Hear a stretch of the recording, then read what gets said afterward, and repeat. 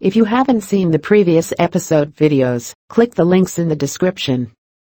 There is no dialogue in the first 5 minutes of the 5th episode. During these first few minutes, Ramin Djawadi's soundtrack plays in the background. First, we see the Knights of the Vale preparing for an attack.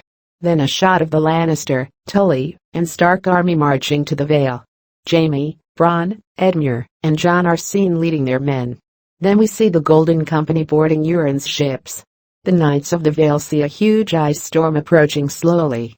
Royce commands the Knights of the Vale to keep their dragonglass spears ready. Robin Arryn is in command of the archers. Lord Royce isn't pleased to have Robin Arryn commanding their men. You can literally read that from his face. This is when the music stops, and Royce commands his men to keep ready. Wights start to invade the Bloody Gate. Robin Arryn is commanding the archers, but fails miserably. Inside the Eyrie, we see Sansa with Gendry and Brienne. Sansa tells Gendry she hopes he'll come back. Gendry expresses his doubt. He says goodbye to Sansa and joins the fight. Brienne also wants to join the fight, but Sansa isn't too fond of that idea. She wants Brienne to stay with her, but Brienne says she can't save Sansa if the wights invade the area as well. She said she swore to protect Sansa, and the best way to do that is to keep the Night King's army from entering the area.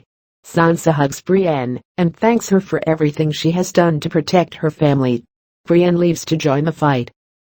News reaches Dragonstone that the Golden Company is on its way to attack Queen Daenerys.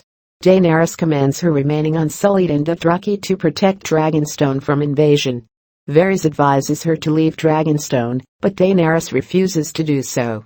This is when she realizes that her water has broken. Missandei and Samwell help Daenerys to bed. Samwell is worried because Daenerys' baby is coming way too soon. In the next scene, we see 3 White Walkers watching the Wights win from a distance. The Night King is flying on Viserion above the White Walkers, observing the battlefield. Apparently, Viserion has lost one of his eyes, and his right wing is gravely injured. On the ground, Brienne is fighting for her life. Robin Arryn is attacked by Wights. He runs away to hide inside the Eyrie. Sansa confronts him that he promised to fight with his men, but Robin expresses his lack of interest in the survival of his men. Brienne, Lord Royce and Gendry continue to fight, but it seems like they're losing.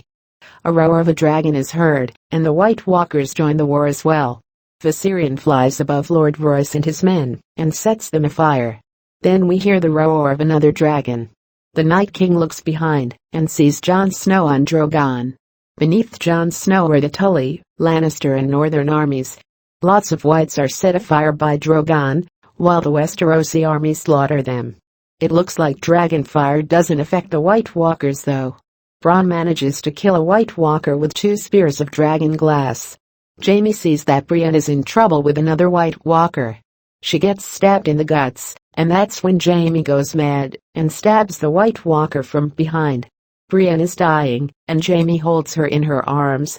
She asks Jaime to keep Sansa and Arya safe, as she promised to Lady Catelyn. Jaime says he will do that for her. Brienne's last words are that Jaime is an honorable man. She dies in his arms. In the next scene, Arya, the Hound, and Nymeria enter a snowy King's Landing. The Hound remarks that he hasn't missed the stinking city at all, and Arya agrees. Arya notices that the city has changed a lot since she left, as she walks past a destroyed Sept of Baelor. To be in the same place again reminds her of Ned Stark. She tells the Hound that it's time to pay the Lannisters their debts. In Dragonstone, Daenerys is starting to labor. Samwell and Missandei help her with it.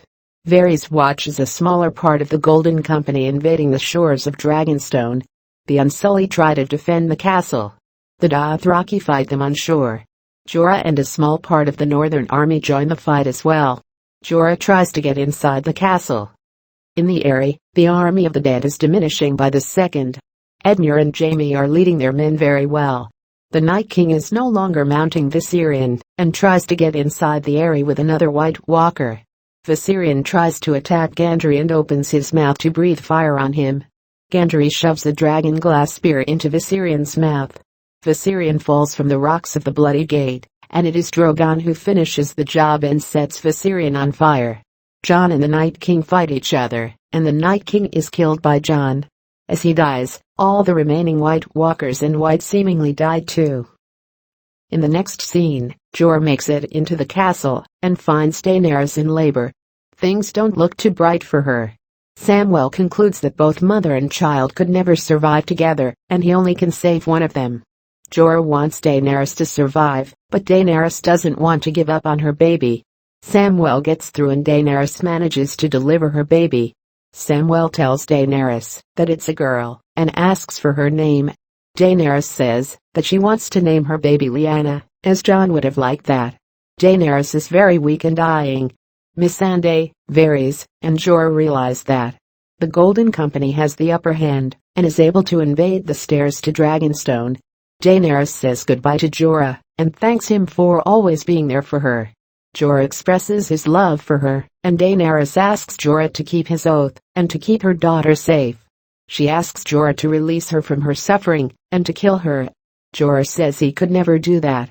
It's Varys who puts Samwell's sword, Heartsbane, through Daenerys' chest.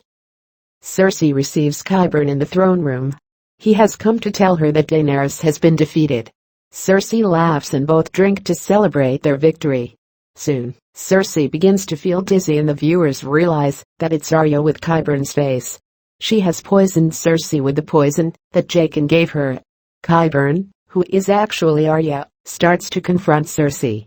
Cersei realizes that something is not right. This is when Arya reveals her identity. She says that a lion should have never messed with a pack of wolves.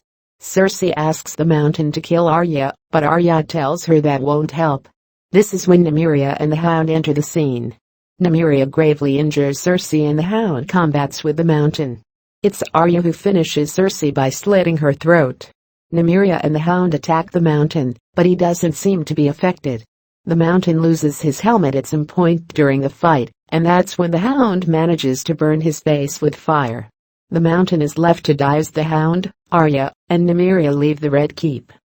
The Golden Company enters the castle and asks Varys to hand over Daenerys to them. Varys tells them that Daenerys has died. A few soldiers clear Varys out of their way and stab him. They indeed find Daenerys' body and take it with them. Samwell is able to hide himself together with Missandei and Daenerys' baby. The Golden Company goes back to King's Landing.